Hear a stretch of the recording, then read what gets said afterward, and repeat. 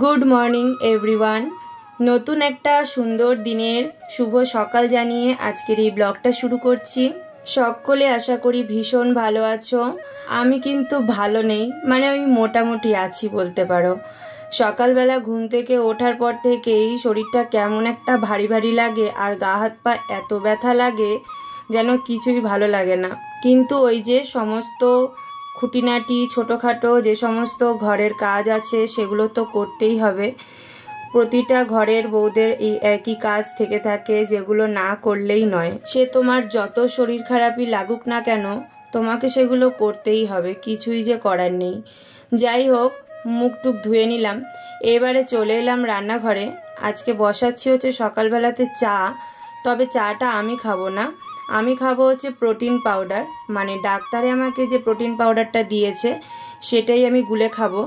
আর তোমাদের দাদাভাইকে করে দিচ্ছি লাল চা আদা দিয়ে। সেই জন্য আর কি একসঙ্গেই গরম জলটা বসিয়েছিলাম।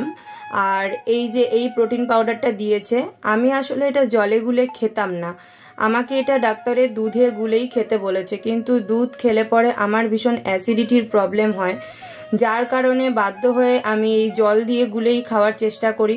একদম না খাওয়ার থেকে এরকমভাবে খাওয়ার চেষ্টা করি। তো আগে বিকেলবেলা করে খেতাম, এখন এই মাঝে মাঝে সকালবেলাতে খাওয়ার চেষ্টা করি। তাহলে দেখেছি এই অ্যাসিডিটির প্রবলেমটা একটু কম হয় জল দিয়ে খেলে, সেই কারণে। তো এই এক গ্লাস গুলে নিয়েছি, আর ওর জন্য নিলাম এই আদা দিয়ে লাল চা, আর দুটো বিস্কুট নিয়ে নিলাম। তো সকালবেলাতে তো এটা খেয়ে নিলাম। আজকে আর আমন্ড আখরোট ভিজাইনি, খেতে ইচ্ছা করছিল না, তো মাঝে মাঝে খাই, কোনো দিন গ্যাপ হয়ে যায়। সকালবেলাতে একটু হনুমান চালিসা শুনি, কোনো সময় শ্রীকৃষ্ণের অষ্টতর শতনাম শুনি। তারপরে চলে এলাম সকালবেলার ব্রেকফাস্টটা করতে আর কি। তো আজকে ওই যে আমি তোমাদের সঙ্গে এই রেসিপিটা যদিও শেয়ার করেছিলাম, চাউ চিল্লা খাবে বলেছিল, তো সেটার তো আমি গল্প তোমাদেরকে বলেইছি, ইউটিউবেও অনেক জায়গাতে সার্চ করেছিলাম, ভালো মতো পাইনি। তো আমাকে ভিডিওতে একটা দিদি কমেন্টে বলেছে যে এই রকমভাবেই কিন্তু করে, আর ওর মধ্যে যত রকমের সবজি আছে হাতের কাছে সেগুলো দিলে কিন্তু আরও বেশি টেস্টি হয়ে যায়। তো আমার তো হাতের কাছে এই কয়েকটা জিনিস ছিল, সেই কটা দিয়েই আর কি করেছিলাম। পেঁয়াজ, ক্যাপসিকাম, কাঁচা লঙ্কা, টমেটো, এইগুলোই দিয়েছিলাম, আর একটা ডিম দিয়েছিলাম। তো খেতে মন্দ হয়নি, খেতে কিন্তু ভালোই লাগছিল। আর আমি বেসিক্যালি প্রথমবারই এটা খেলাম। তবে কি বলো তো, বাচ্চাদের এরকম টিফিন দিলে ওদেরও মনটা কিন্তু ভালো হয়ে যায়, বলো? এটা কিন্তু একটা দারুণ টিফিন আইডিয়াও বলা যেতে পারে।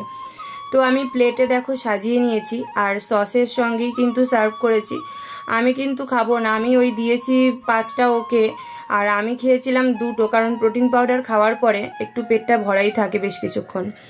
ওষুধ খেয়ে নিলাম, আর তারপরে চলে এলাম বাথরুমে আর কি জল ভরে নিচ্ছিলাম। তার কারণ হচ্ছে আজকে পাম্পের যে আমাদের যে ট্যাঙ্কিটা রয়েছে সেইটাকে পরিষ্কার করতে আসবে, তো বাবা লোক পাঠিয়েছিল।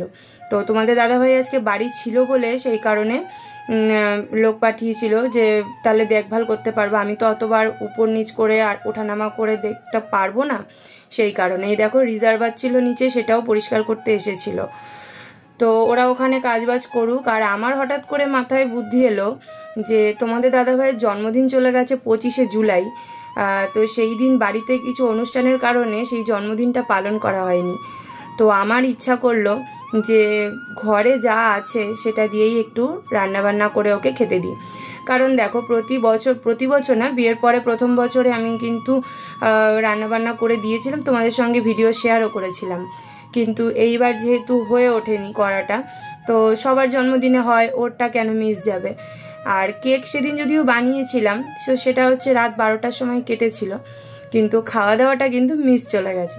তো সেই কারণে আজকে ইচ্ছা হলো যে ঘরে যা আছে সেটা দিয়েই আর কি রান্নাবান্নাটা করি। তো আমি আর কি ওকে আলাদা করে কিছুই আনতে বলিনি, ঘরে যা ছিল, মানে আগের দিনের মাটনটা কিছুটা রেখে দিয়েছিলাম, তোমরা দেখিয়েছিলে, সেটা রান্না করে নিচ্ছি। ওদিকে ভাতও বসিয়েছি, আর 3 রকমের ভাজা করেছি, মানে কলমি শাকটা ভাজা করলাম, আর পটল ভাজা আর আলু ভাজা। আর এদিকে একটু ডাল করে নিয়েছি, টমেটো দিয়ে মুসুরির ডাল।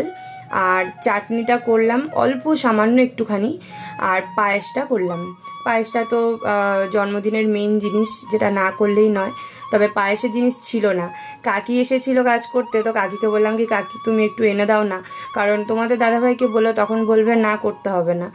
সেই কারণে এই দেখো মাটন আমার রেডি হয়ে গেছে, আর পায়েসটাও লাস্ট বসিয়ে দিয়েছি। ইচ্ছে ছিল মাছ করার, ফ্রিজে চিংড়ি মাছও ছিল, কিন্তু একই দিনে মাটনের সঙ্গে আবার চিংড়ি মাছ করব কি না এই ভাবতে ভাবতে ভাবলাম ঠিক আছে থাক, মাছের আর দরকার নেই। আর সত্যি কথা বলতে আমার শরীরও আর দিচ্ছিল না, ভালো লাগছিল না।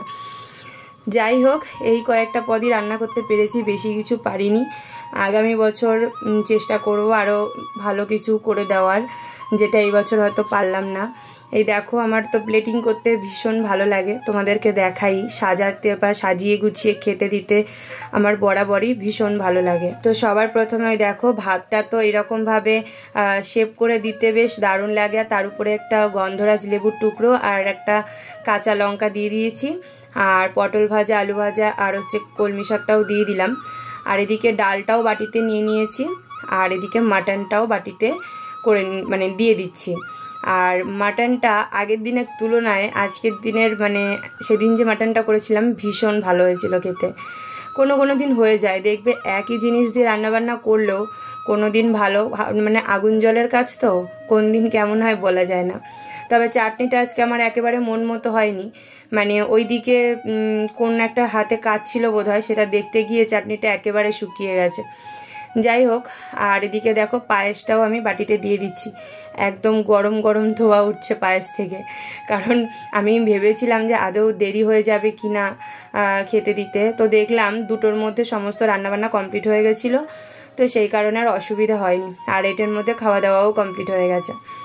আর ওদিকে 3টে মিষ্টি দিয়ে দিলাম, বেজোড় মিষ্টি দিতে হয় জানি, 3টে বা 5টা 7টা এরকম। তো এই যে সাজিয়ে নিলাম, আর একটা আসন পেতে দিয়েছি।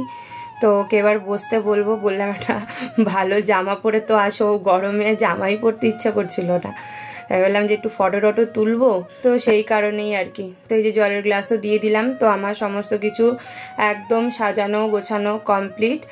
আর ও তো ভীষণ খুশি হয়েছিল, কারণ ও জানতো না, আমি তো বললামই পাম্পের কাজ করছিল লোকেরা, ও নিচে ছিল, কখনো ছাদে ও লোকেদের সাথে ছিল আর কি। তো এসে পরে বলছে এটা এগুলো কখন করলে? তা আমি বললাম যে না, যখন বাড়ি আছো আজকেই করে নিই, তাহলে পরে ভালো হবে। দুপুরবেলাটা বেশ খেতে বসলে বেশি ভালো লাগে, ওই রাত্রেবেলা তো এত কিছু ভাগে ভাগে খেতে ইচ্ছেও করে না, দুপুরবেলাটা হলেই বেশি ভালো হয়। তো বললাম একটা কিছু মুখে দাও, তা দিল একটা আলু ভাজা আর একটু চাটনি। যাই হোক, আমিও খেতে বসে পড়লাম। তাও আমি ভাজাভুজিগুলো পরে তুলে দিয়েছিলাম ওকে, খেতে পারছিলাম না, শুধু মাটন দিয়ে আর কি ভাতটা জমিয়ে একদম খেলাম। দুপুরে রান্নাবান্না করার পরে এত শরীরটা ভালো লাগছিল না, শুয়ে পড়েছিলাম, খিদেও পাইনি, বিকালবেলা কিছু খাইও নি, রাত্রেবেলা কি খাবো জানি না, রুটি এনেছে, মাংস রয়েছে, সেটা দিয়েই খেয়ে নেবো।